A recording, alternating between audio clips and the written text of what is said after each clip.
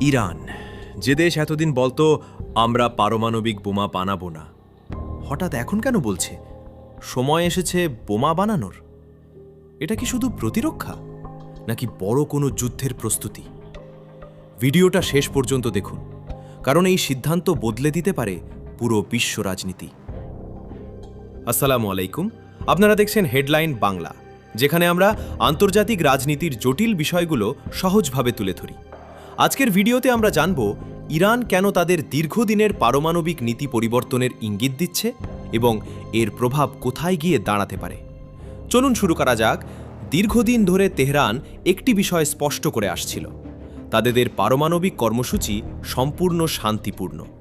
তারা কোনোভাবেই পারমাণবিক বোমা তৈরি করবে না। কিন্তু এখন পরিস্থিতি বদলাচ্ছে। ইরান এখন প্রকাশ্যে ইঙ্গিত দিচ্ছে পারমাণবিক নীতি পরিবর্তন হতে পারে, কারণ ইসরায়েলের সাথে উত্তেজনা, আঞ্চলিক যুদ্ধের আশঙ্কা, নিরাপত্তা হুমকি। আপনার কি মনে হয় ইরানের এই সিদ্ধান্ত সঠিক? কমেন্টে ইয়েস বা নো লিখে জানান, আর ভিডিওটা লাইক দিতে ভুলবেন না। বিশ্লেষকরা অনেক আগে থেকেই বলছিল ইউনাইটেড স্টেটস এবং ইসরায়েল ইরানের পারমাণবিক সক্ষমতা ধ্বংস করতেই একসাথে কাজ করছে। ইসরায়েল বারবার দাবি করেছে ইরান গোপনে বোমা তৈরির পথে অনেক দূর এগিয়ে গেছে। যদিও ইরান সবসময় বলেছে এটা পশ্চিমাদের অপপ্রচার, কিন্তু সামরিক হামলা, গুরুত্বপূর্ণ স্থাপনায় আঘাত, এই ঘটনাগুলো ইরানকে নতুনভাবে ভাবতে বাধ্য করেছে। আপনি কি মনে করেন ইরান সত্যি আগে থেকে বোমা বানাচ্ছিল? কমেন্টে আপনার মতামত লিখুন। সম্প্রতি ইরানের পার্লামেন্টের ৩৯ জন সদস্য একটি গুরুত্বপূর্ণ চিঠি পাঠিয়েছেন। প্রাপক সর্বোচ্চ জাতীয় নিরাপত্তা পরিষদ। তাদের দাবি প্রতিরক্ষা নীতি পরিবর্তন করতে হবে, পারমাণবিক অস্ত্র তৈরি করতে হবে। তাদের যুক্তি খুবই পরিষ্কার, সরাসরি হামলার হুমকি আছে, প্রচলিত অস্ত্র দিয়ে প্রতিরোধ কঠিন। বিশেষজ্ঞরা বলছেন আধুনিক যুদ্ধে শুধু প্রচলিত অস্ত্র যথেষ্ট না, শক্তিশালী প্রতিরোধ দরকার। আর সেই প্রতিরোধ হতে পারে পারমাণবিক অস্ত্র, কারণ এটা ডিটারেন্স তৈরি করে, শত্রু আক্রমণের আগে 10 বার ভাববে। আপনার কি মনে হয় পারমাণবিক অস্ত্র সত্যি যুদ্ধ থামাতে পারে নাকি উল্টো ঝুঁকি বাড়ায়? কমেন্টে লিখুন। এখানে আসে সবচেয়ে গুরুত্বপূর্ণ বিষয়। আলী খামেনেই আগে একটি ফতুয়া দিয়েছিলেন, পারমাণবিক অস্ত্র তৈরি নিষিদ্ধ।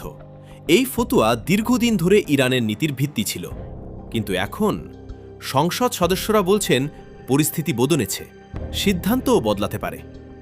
আগে বোমা নিয়ে কথা বললেই সরকার প্রতিবাদ করত, এখন রাষ্ট্রীয় টিভিতে খোলাখুলি আলোচনা। বিশ্লেষকরা যুক্তি দিচ্ছেন প্রয়োজনীয়তা তুলে ধরা হচ্ছে, মানে গোপন আলোচনা এখন প্রকাশ্য বিতর্ক। এই পরিবর্তনটা কি আপনাকে অবাক করেছে?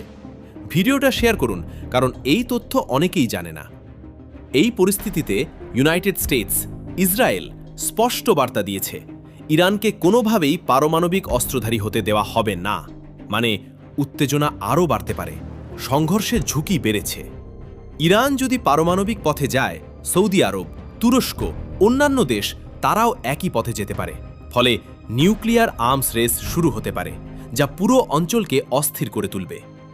আপনি কি মনে করেন মধ্যপ্রাচ্যে পারমাণবিক প্রতিযোগিতা শুরু হবে? কমেন্টে আপনার মতামত দিন। অনেকে মনে করেন এটা শুধু বাস্তব পরিকল্পনা না, বরং প্রেশার স্ট্র্যাটেজি, অর্থাৎ শত্রুকে ভয় দেখানো, দরকষাকষিতে সুবিধারা নেওয়া। 3টা সম্ভাবনা: 1, ইরান সত্যিই বোমা তৈরি শুরু করবে; 2, শুধু কৌশল হিসেবে ব্যবহার করবে; 3, আন্তর্জাতিক চাপে পিছিয়ে যাবে। কিন্তু যাই হোক, বিশ্ব রাজনীতি বদলাবে।